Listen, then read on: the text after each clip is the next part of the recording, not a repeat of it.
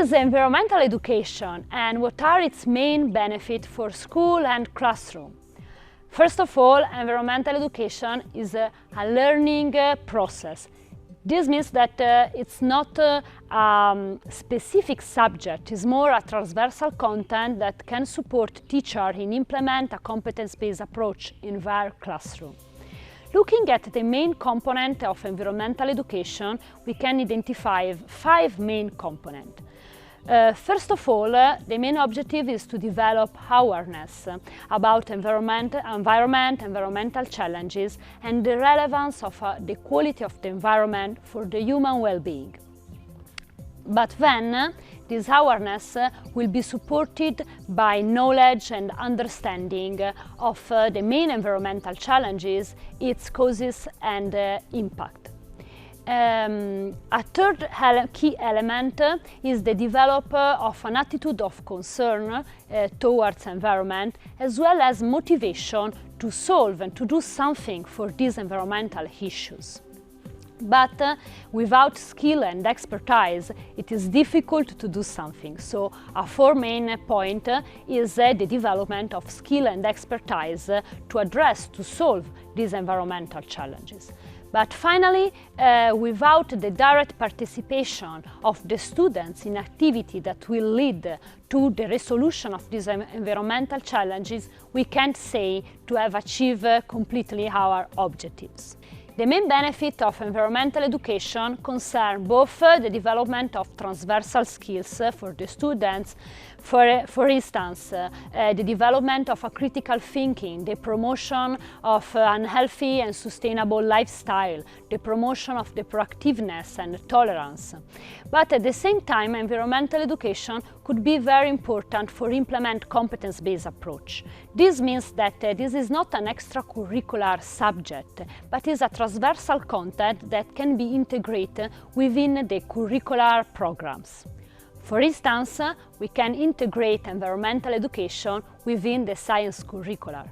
If we go through the curricular program from primary school and junior high school, we can realize that more than 60% of the program could be easily linked to environmental education. For example, the strand diversity of matter, the strand of cycles system, and also the strand of the human and the environment.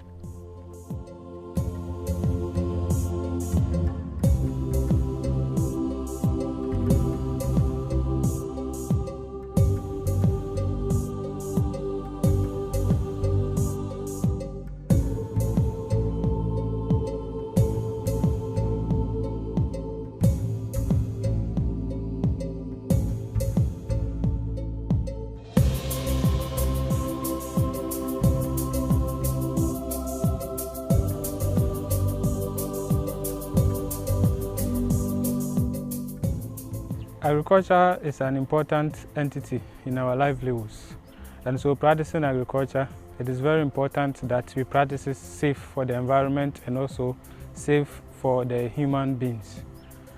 Now, talking about practicing it safe, what are some of the reasons why we have to practice safe? So we are going to look at the approach that we can make agriculture safe to the environment. We are going to look at how the approaches, the practices that we are going to involve.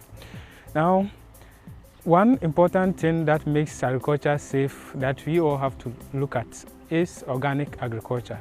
Now, when you talk about organic agriculture, there are several definitions that comes into mind, but we are going to focus on one thing based on our objectives. We want to target protecting the environment. So, according to the FAO definition, it states that organic agriculture is a production practices or a production system that integrates the management activities that protect biodiversity or encourages biodiversity, including the soil health and all other activities. So organic agriculture has certain principles that is governing it, and there are 4 main principles that we are going to look at. One is the principle of health, and this principle mainly focuses on the well-being of the ecosystem, the plants, the animals, the soil and all that. So once you are cultivating your crops, you make sure that everything is in order. The second one is the principle of ecology. This principle also look at the biodiversity within the farming system, also recycling within the farming system. And the third one is principle of fairness. Now, since organic agriculture doesn't target only one activity or only one crop or monosystem, now when you are practicing your farm, you have to be fair to all the other entities. So you shouldn't concentrate on one to benefit the other. Everything within the farming system should be balanced. The last principle is principle of care. So in this case, it focuses on the well-being of you make sure that all the other organisms, the soil is in order. You make sure that the health of the human beings is sustained and all that. The theoretical framework that supports the implementation of environmental education is the theory of learning by doing. This is why I was telling that environmental education will support the implementation of the competence-based approach in the classroom. Let's do an example. The science teacher would like to develop the content of living and non-living things. So as first things, the teacher will propose the students to have an activity in the school garden, and they go outside to the site identified for the future school garden in order to observe the different matters that they can find there, such as plants, stones, or even plastics. And they reflect together about the difference of these matters outside, directly in the site of the school garden. Then, once back to the classroom, the students will reflect together about the experience, and at that point, the teacher will support them, will facilitate the consolidation of the main concept, in this case, the difference between living and non-living things. But we can integrate the environmental education not only within the science curricula, it can be supportive for all the subjects. For example, for maths, after realizing activity in the school garden, the maths teacher can propose problems about the calculation of the perimeter for the fencing of the school garden. Another example could be after an experience outside, for example, a school field trips, the teacher of English language could invite the students to develop an essay of 100 words about the experience previously realized outside. This is important because the learning process starts for a meaningful and relevant experience that the students have done in the environment. And then in the classroom, you are going to consolidate the concept and link this experience with other subjects and activities. Why organic agriculture? So we are going to look at the importance of organic agriculture. Now, pesticides are taking over our food market, and so it is very important that we practice organic agriculture. So one important is organic agriculture ensures that the food that we eat is safe for our consumption. There is no pesticide residue, there is nothing within it, so when you eat, it's healthy for your daily living. Also, organic agriculture protects the environment, so it's very important that all the activities involved within your farming practices is directed at this goal, making sure that the environment is safe, the environment is protected. Also, organic agriculture improves biodiversity, as I mentioned earlier. And one important thing that we can't neglect is organic agriculture. When you are practicing organic agriculture, there is sustainability of your farming activity. All the approaches that you carry out, the mulching, the application of manure and all that, ensures that in the long run, you are going to make profit out of it, and the soil is not going to be destroyed. It's going to be sustainable, and the usage will be continued. When you are practicing organic agriculture, so there are certain key areas that we need to focus. One is nutrient management, and two is pest and disease control. So we start with the nutrient management. When we talk about the nutrient management in production, your production can include animal production or crop production. So we are going to basically focus on the crop production. The crop production aspect, when you are managing nutrient within organic agriculture, one thing that you have to take note is there should be inclusion of compost. So the compost can come from your house, The compost can come from the debris that you collect from your farm, or you prepare it elsewhere. Also, there's another feature which is called the green manure. When you talk about green manure is basically planting nitrogen fixing crops to some stage, then you incorporate it into the soil. The second one is the pest and disease management approach. When you are practicing organic agriculture, there's no need for you to go and buy synthetic pesticide to control your pests. Now, the first thing that you have to look at is your preventive measures. You have to make sure that your farm is safe. So you put in place measures that exclude or reduce the population of the pest in the farm. So there are certain natural pesticides that you can use, like the neem extract. Also, you can use garlic and the chili pepper, the pepper. These are all inputs that you can use to control your pests and diseases within the farm. These inputs do not drastically eradicate the pests, but they intend to reduce or minimize their population within the farm. So you make sure as a farmer or as an organic agriculture practitioner that your farm is safe for pests and diseases. Now, practicing organic agriculture, you have to make sure that it is sustainable. So in sustainability, you have to look at the social side, you have to also look at the economic side, and finally you have to look at the ecological side. Looking at the social sustainability, is your farm going to benefit the society? Is it going to, your product, are they going to be healthy for the society? Also, ecological side, is the soil going to be sustained? Is the biodiversity going to be conserved? Is the animal population going to reduce or is going to be improved? So with the looking at the sustainability ecologically, we look at that. Also, when you talk about the economic sustainability, we look at the monetary aspect of it. How can you make your farm profitable? The third point is application of animal manure.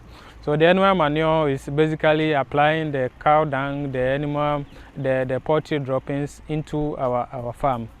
Finally, there are mineral and other liquid fertilizers on the farm that we can make use of when we are practicing organic agriculture. What kind of activity we can propose to the students as relevant and meaningful experience? I will resume 4 main activities. The first one, of course, is the school garden, where we are going to implement the organic agriculture. A second activity could be the transplanting of trees, where the trees will have a symbolic meaning. Other activity can concern the realization of school field trips. And finally, we can have a group of activities in waste management.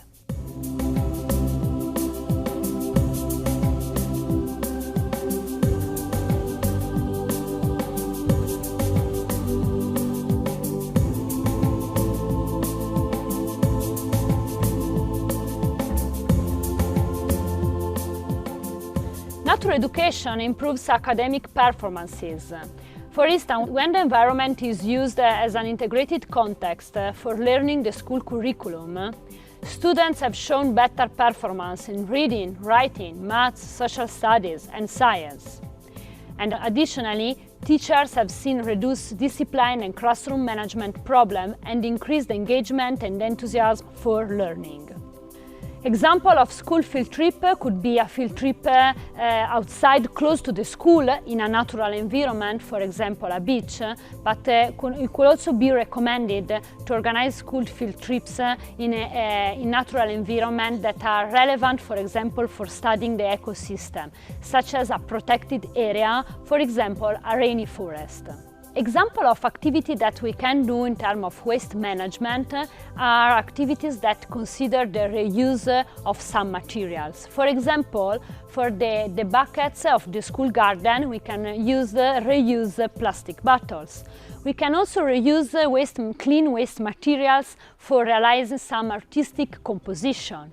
Another component that could be developed within the activity of waste management can concern the recycle of materials, in particular the recycle of plastic, because plastic pollution is a relevant environmental challenge in this context. In this case, the school needs to have a previous agreement with a company that will come to pick up a big amount of plastic collected during some months. And we can also consider the idea of realizing a school competition or an inter-school competition with a special award for the school or the class that have collected the big amount of plastic bottles.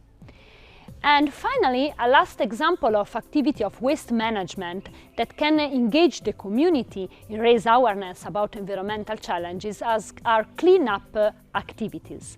A classical cleanup activity is the beach cleanup. In this case, we need a bit of previous organization in terms of tool and equipment for realize the activities safely, like for example gloves. At the same time, it is recommended to engage the community in the realization of the cleanup activity with the double objective to raise awareness, but at the same time to maintain the environment clean after the cleanup activity.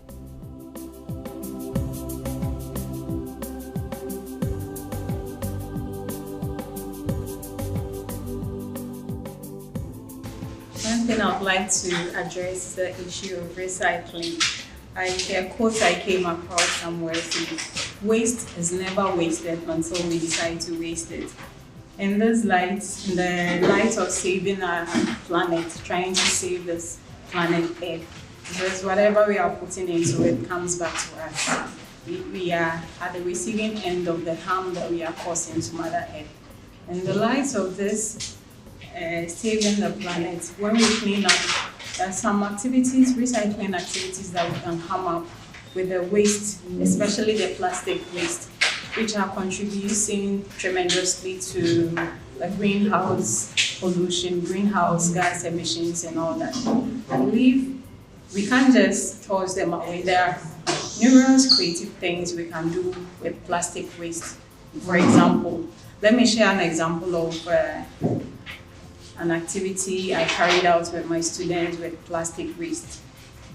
So we gathered plastic waste from our environment, we sorted it, especially the pure water sachets. The plastic bottles have a use, that is, they are being reused in selling other local drinks, palm oil, etc. But the plastic waste, we gathered them, my students and I gathered them, we washed the plastic sachets of water. After washing, we cut them into pieces, into strands, into very little strands with the help of scissors. And we wove that intricately into a volleyball net because we identified the need in our school. We have a volleyball court, all right, but there is no volley net. So we decided to look at things that can be done from recycled material. So out of that necessity was born the need to create a volleyball net. That was an invention from one of our teachers because I was always talking about things that can be done with recycled material. So we came out with that idea, we wove a volley net, and now students can now play volleyball with the help of the recycled volleyball net. It's a very creative piece. Afterwards, we shared the experience. Students were guided to share their experience about the whole learning activity with the recycled material. They shared their takeaway from it, things they learned from it. So in a way, it wasn't just an activity.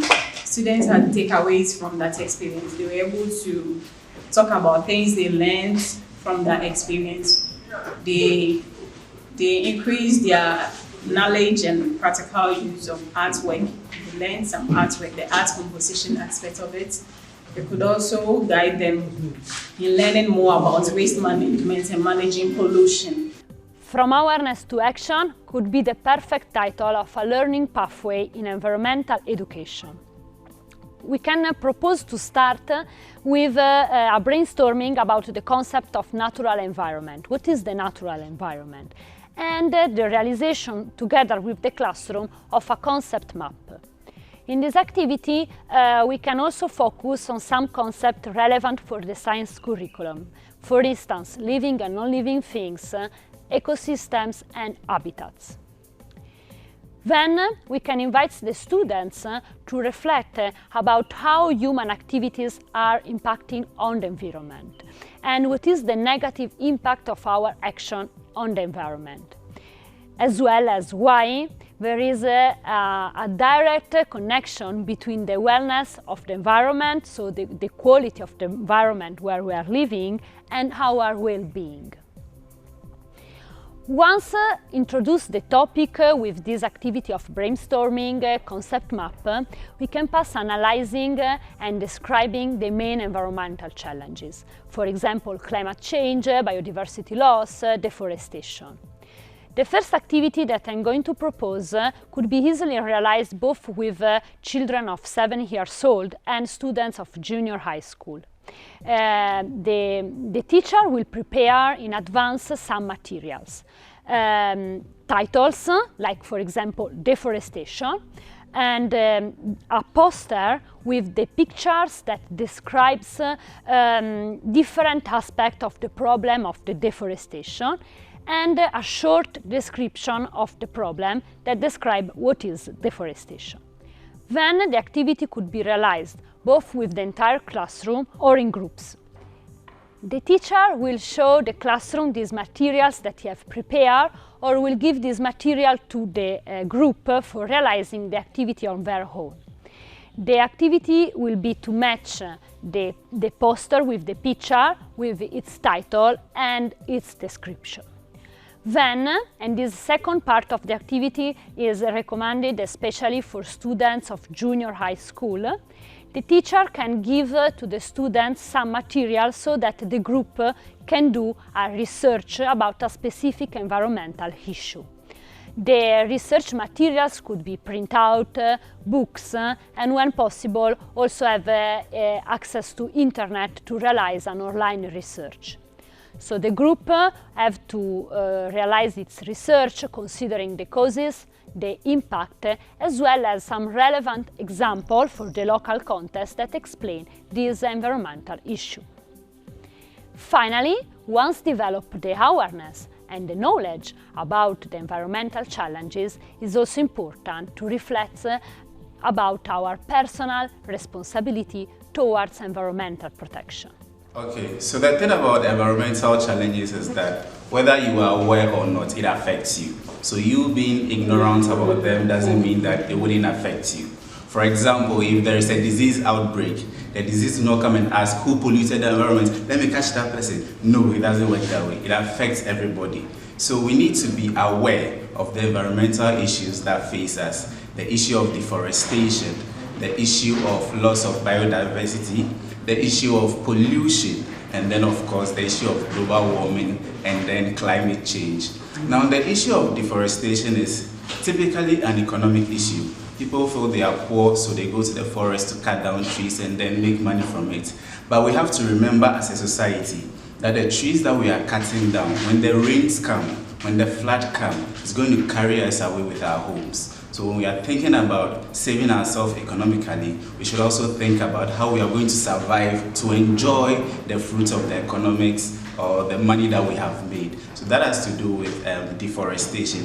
When it comes to pollution, we pollute the environment indiscriminately using sachet rubber, plastic bottles. Now, whether we like it or not, these substances are harmful to the environment, and it is our responsibility to make sure that we contribute to fighting the issue of pollution in our community, especially soil pollution, water pollution, and then of course air pollution. And then we can talk about loss of biodiversity.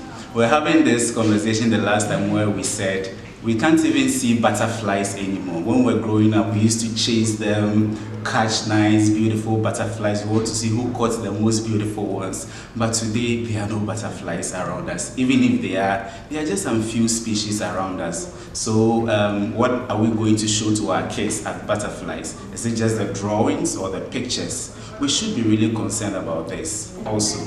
And then, of course, the issue of global warming and then climate change. This is an issue that affects the whole world.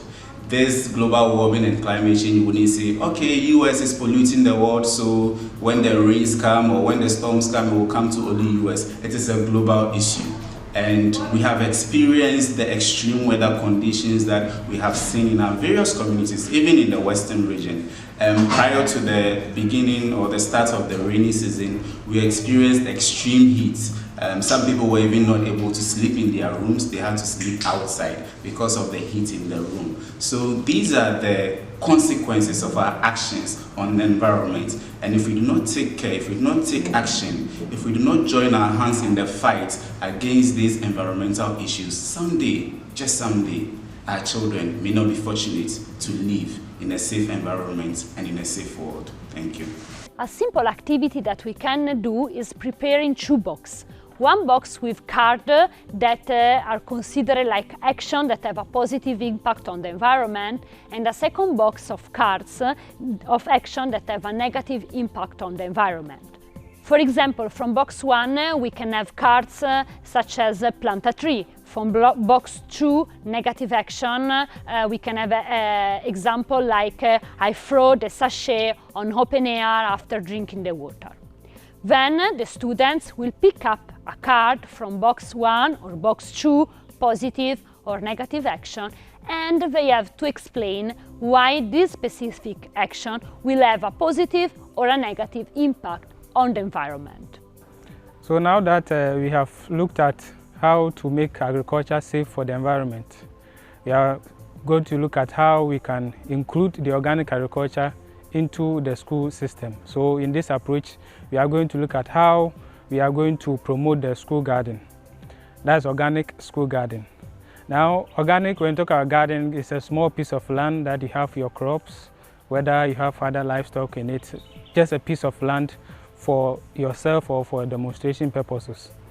Now, the school garden is a place where children or students, they go to learn what or to practice whatever they are being taught in class. So in this case, it instills in them the activity, or the teacher tries to explain whatever that is being taught in class, the life process of plant, the life process of the animal. So the school garden is a place where the children will go and learn all these activities. So why school garden? Why should we have, or why should every school has a garden? Now, we know that school garden is, it supports the curricular activities, not just the extracurricular, but also the curricular activities. So school garden helps to support the learning process. We know that when we talk of garden, it's agriculture, and agriculture is related to science. So it is the school garden does not only facilitate the learning of science or biology subjects, but also all the other subjects like the science, the mathematics, the English language, and all that. And also, school garden helps to promote and also build the social competencies of the students. When they are within the garden, they interact with each other. Also, they are being given social responsibilities. They are being assigned activities, roles, and all that. So it helps the children build their social competencies. Also, it creates awareness for the children about protecting the environment, the need to produce your own crops, and the need to do all that. Finally, but not the least, school garden promotes a healthy living within the children. It helps them, it sensitizes them, or it creates awareness why they have to eat what they grow. So in this case, they know that the vegetable that we are consuming is coming from our own backyard or coming from our own garden. We cultivated with our own hands.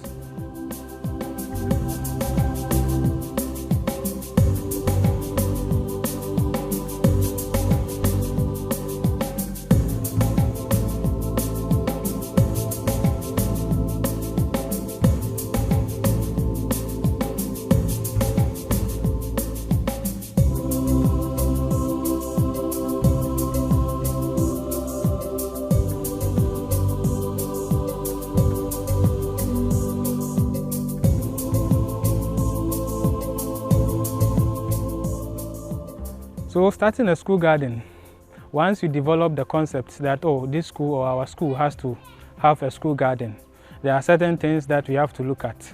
One, we have to consider the social sustainability.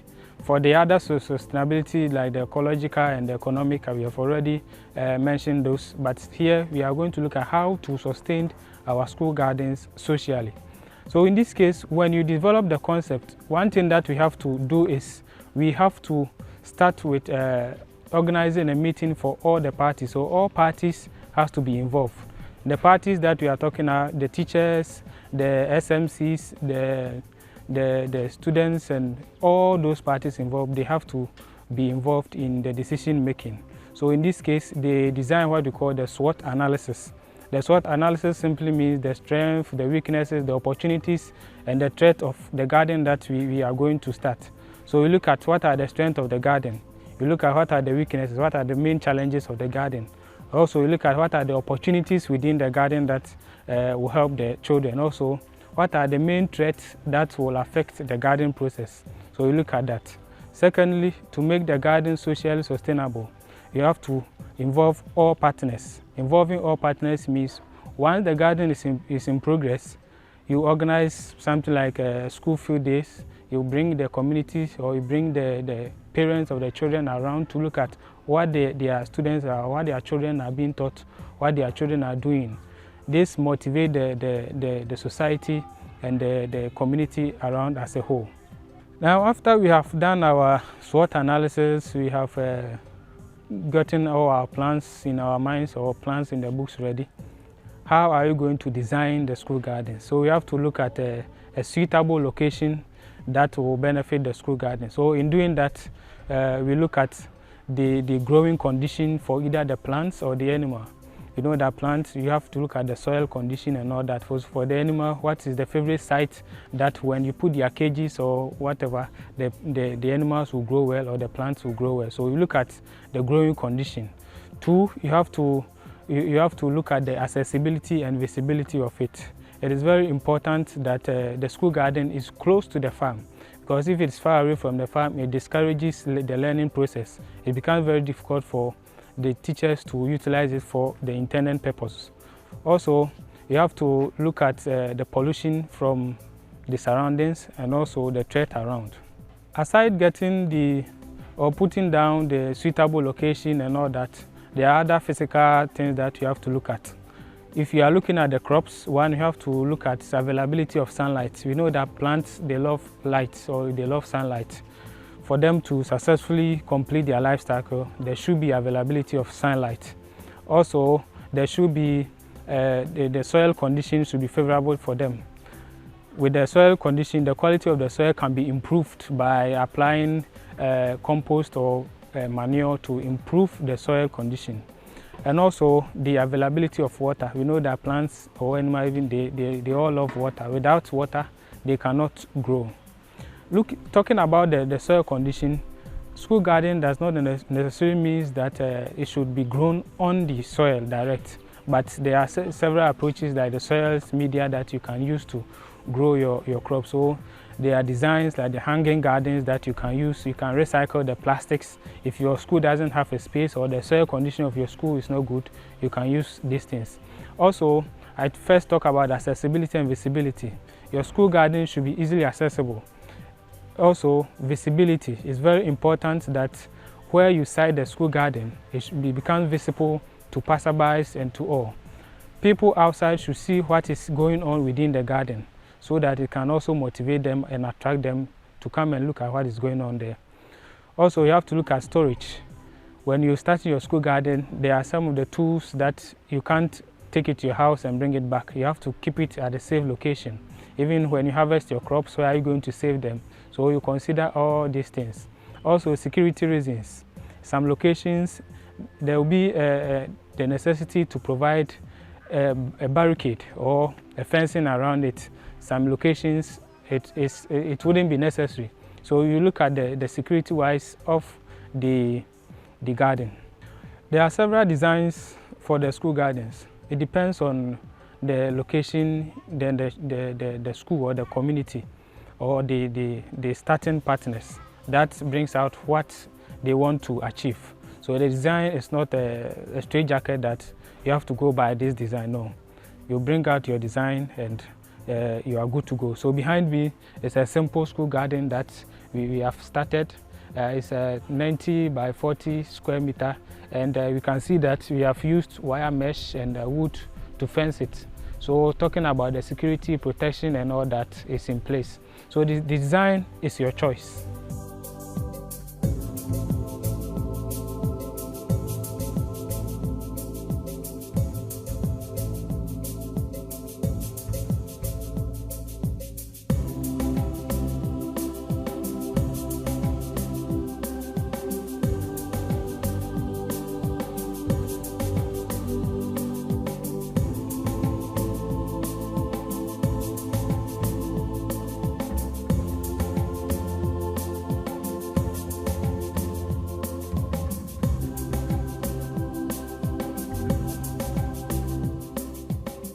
So community engagement is a very serious exercise, or a very important exercise in every attempt to solve any challenge or any problem, more especially environmental challenge or environmental issues within our community space.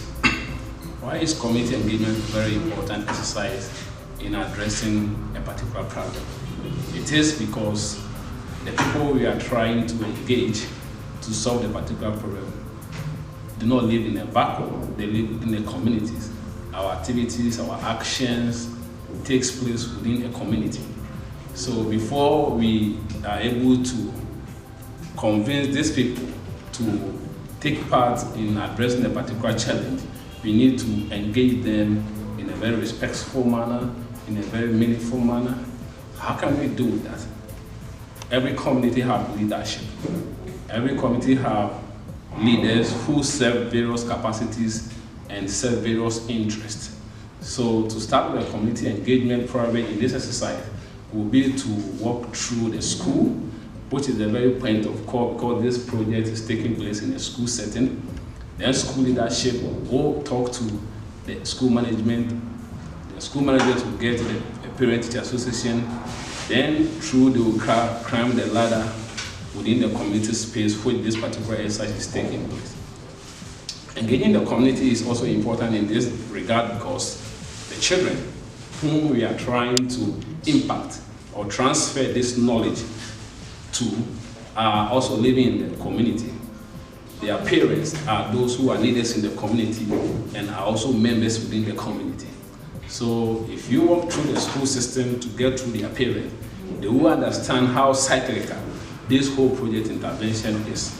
So our ability to bring the community on board is not only about sharing, giving them knowledge, but it's the inclusive participatory approach of getting one, community support for the project in terms of resource mobilization, resource gathering, and some resources probably you might get free from the community.